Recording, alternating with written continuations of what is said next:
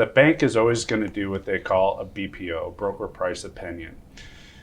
Usually it's an agent that's going out there that's getting paid maybe $50 to $100 to evaluate the property. Versus the cost of an appraisal, which is... But what kind of agent is working for $50, $100?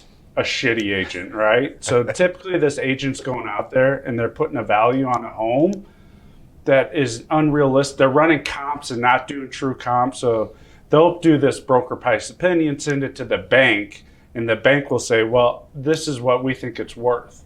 And this is where, as an agent, your job really comes into play, is now you have to go back to the bank, do what we call a value dispute. And a lot of times we'll have a contractor come in and put everything that this house needs. We'll put a report together and say, this is what we think the value is because of all these items that are needed. It needs a roof. It needs all new paint. And the kitchen cabinets are falling off the wall. So you put the list together, and then 95% of the time the bank will agree with you because, again, they don't want this property. They want to sell it too.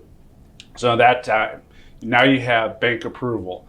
It might not be the exact dollar amount. Let's say, you have it up for $150 and you have a contract at $150, but the bank comes back and says, look, $160 is our number.